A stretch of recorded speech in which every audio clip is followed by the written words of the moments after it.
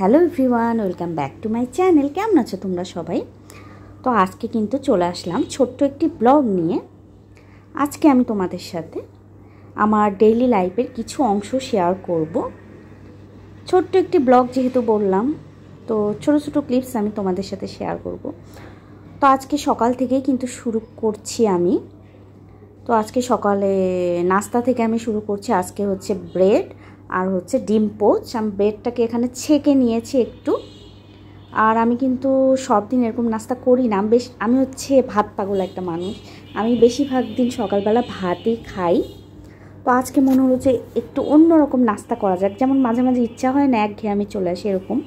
তো আজকে ভাবলাম যে আমি ব্রেড আর ডিম পোচ খাই। আর তারপরে হচ্ছে দুপুরে রান্নার দিকে আমি চলে যাচ্ছি ডাইরেক্ট। দুপুরে আমি আজকে ছোট মাছের চচ্চড়ি করব। তো এর মাঝখানে কিন্তু আমি আমার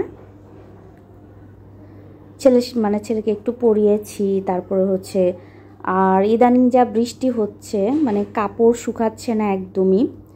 মাঝখানে একদিন একটু বাদ গেছিলো আর কি, সাভারে আমাদের এখানে। আবার যা তাই, ইদানিং এত বৃষ্টি হচ্ছে কি বলবো। তো এই যে আজকে কিন্তু আমি ছোটো মাছের চচ্চড়ি করছি। এখানে পেঁয়াজ আর মরিচ আমি বেশি করে দিয়েছি। এই চচ্চড়িতে হচ্ছে বেশি করে পেঁয়াজ আর মরিচ দিতে হবে, কম দিলে কিন্তু একটুও ভালো লাগবে না। এটা আমি হাতে মাখা না, এটা আমি কড়াইয়ে কিন্তু হালকা পেঁয়াজ আর মরিচটা একটু ভেজে নিয়ে তার ভেতরে আমি আলুগুলো দিয়ে দিলাম। আলুগুলো আমি এইভাবে কেটে নিয়েছি।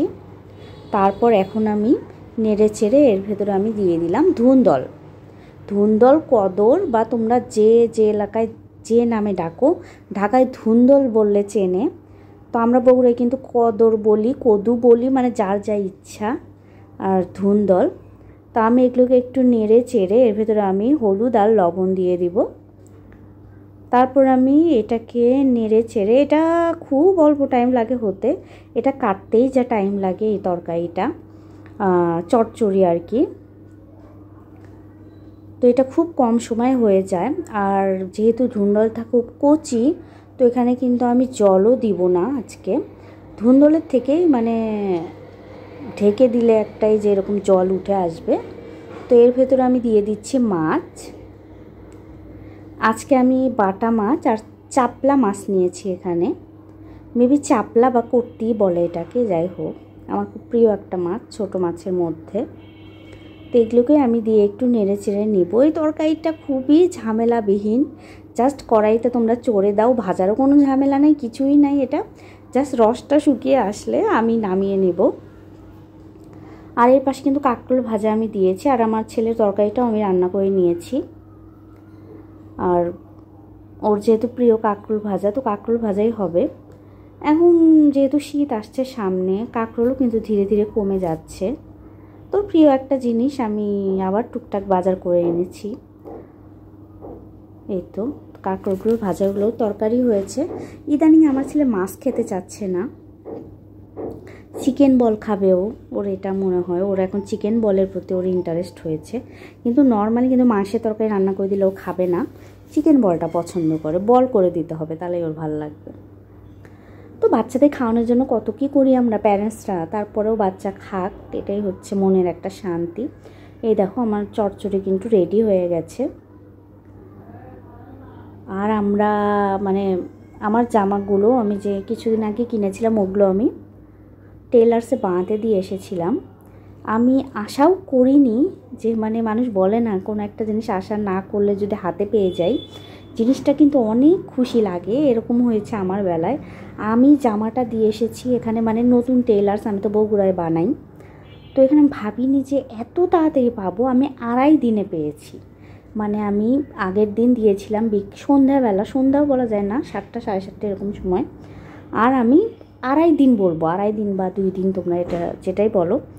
এরপরে আমি পেয়েছি। আমি তো এত অবাক হয়েছি, ওরা আমাকে ডেট দিয়েছিল এরকমই। আমি ভেবেছি দিবে না, কারণ টেলার্স এরকমই করে বেশিরভাগ টেলার্স। কিন্তু এটা যে এত তাড়াতাড়ি পাবো আমি কল্পনার বাহিরে। আমি আরও মনে মনে ভাবছিলাম কী যে বানিয়েছে, মনে হয় ভালো বানায়নি। কিন্তু দেখলাম না, আমার খুব ফিটিং হয়েছে, আমার খুব ভালো হয়েছে জামাগুলো।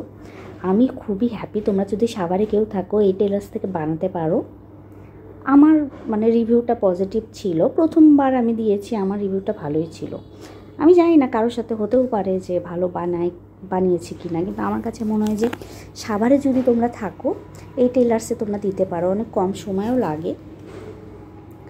এই যে দেখো জামাগুলো বানিয়েছি আমি, শুধু একটার সালোয়ার হচ্ছে প্লাজো দিয়েছি আর সবগুলো আমি প্যান্ট কাটিং বানিয়েছি।